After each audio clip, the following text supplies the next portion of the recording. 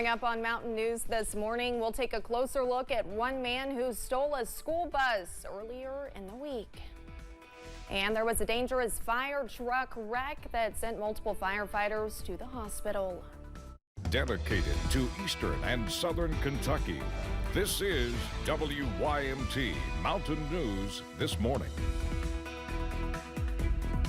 Good morning, I'm Olivia Calfee. We are just past 5:30 on Friday, March 15th. Now let's send it over to meteorologist Tim Drawbridge for a look at your forecast this morning. Good morning, Olivia, and good morning, everyone. The rain came through over the last few hours, kind of intense in spots, but nonetheless, a lot of the heavy stuff is to our east as we will need the windshield wiper action this morning. It's a damp but yet mild 55 outside. Quick look at the headlines. The aerial coverage is in the process of decreasing. We're keeping an eye out, though, for some additional heavy rain right along the Kentucky-Tennessee border. And after a 50-50 weekend, it's another blast of cold air. You're not going to like the prospects of Monday's temperatures. Temps right now, mid-number 50s, some of us close to 60. And the pinpoint Doppler radar again showing basically from Hazard out to Pikeville, Harlan over toward Norton. The heavier bursts of rain now to the east. We'll continue to make our path back along the border. You can see Monticello, south and southwest, south of Bowling Green. This is where the action is the heaviest now, and we'll continue to keep an eye on this as some of it will try to creep a little bit further to the north and try to get closer toward Hazard as we make our way through the next couple of hours. Those of you toward Harlan, looks like you could get another round of heavy rain. 67 in the afternoon high as we keep the shower threat a good part of the day. More about the First Alert 7-day forecast and the cold air for early next week in a few moments. Olivia? All right, Tim, thank you. Officials with the London Police Department are still wondering how a man was able to steal a school bus, later crashing it. WYMT's RJ Johnson has more from Laurel County. Working to get drunk drivers off the road is something Hobie Doherty with the London Police Department says they do every day.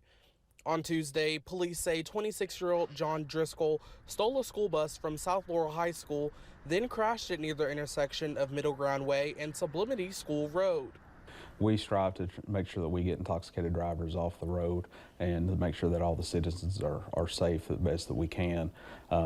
Unfortunately, things like this happen from time to time, but as you can tell, our officers were Johnny on the spot with it. They were immediately in the area trying to locate and did locate the suspect and arrested him for that. Throughout the investigation, police say they could smell alcohol on Driscoll. Speaking with him, and during the investigation, he could smell an odor of an alcoholic beverage on his persons, and he had admitted to the officer that he had been drinking Fireball whiskey and that he had stolen the school bus from South Laurel High School. While it is unclear how Driscoll was able to steal the bus, Doherty says it serves as a reminder to make sure that your door is locked and that you keep your keys on you at all times. That way, people aren't going through your vehicle and they don't have access to drive it if they are found with the keys inside it. Everybody thinks, well, it's not going to happen to me, and then inevitably it may. He says it is good they were able to arrest Driscoll, saying the situation could have been worse. So, I mean, it obviously could have been a lot worse than what it was. I mean, fortunately, that was a side street and it was late at night. So there more than likely was not a lot of people out on that road at that time.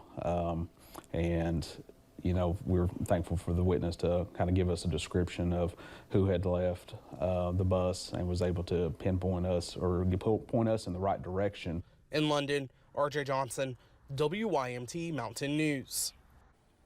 Driscoll faces several charges, including first-degree criminal mischief, leaving the scene of an accident, reckless and careless driving, theft by unlawful taking, and a DUI.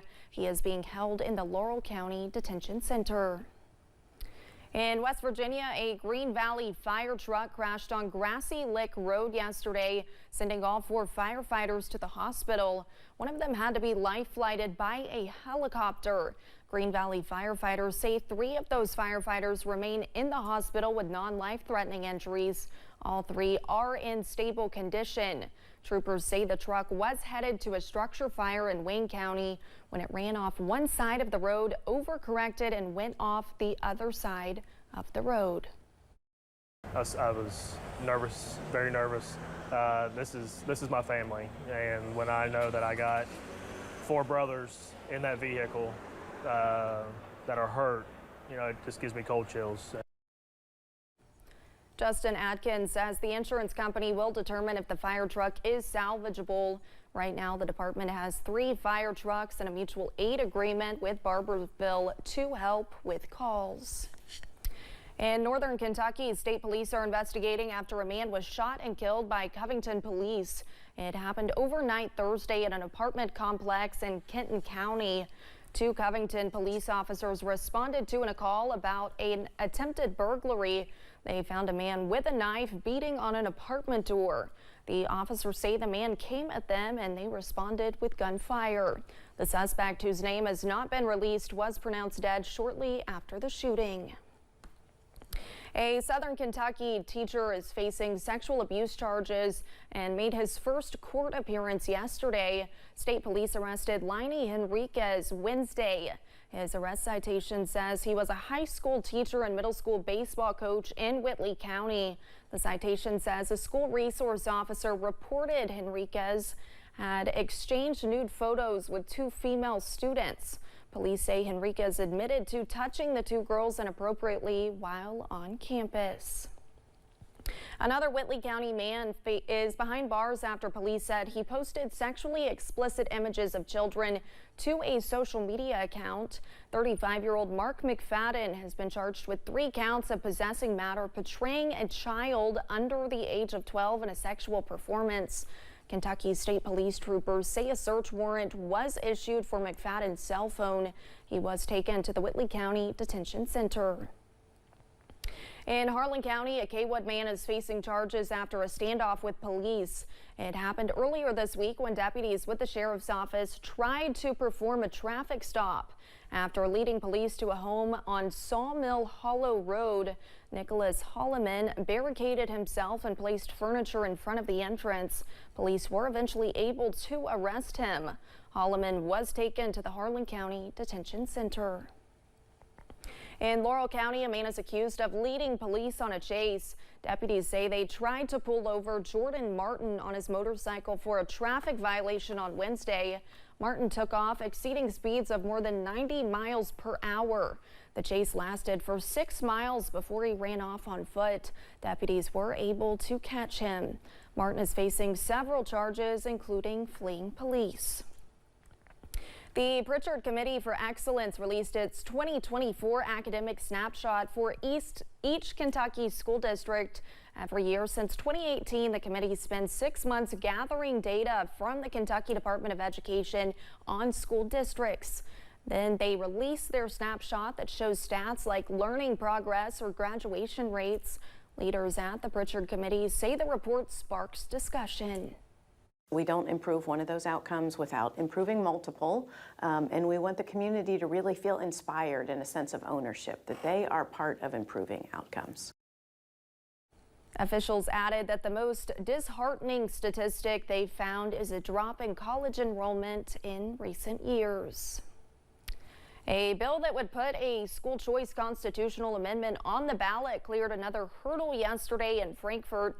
A Senate committee passed House Bill 2. It would allow voters to decide whether it wants school choice as an option in Kentucky. Supporters say the decision should be left up to the voters. Opponents say money should not be taken away from public schools.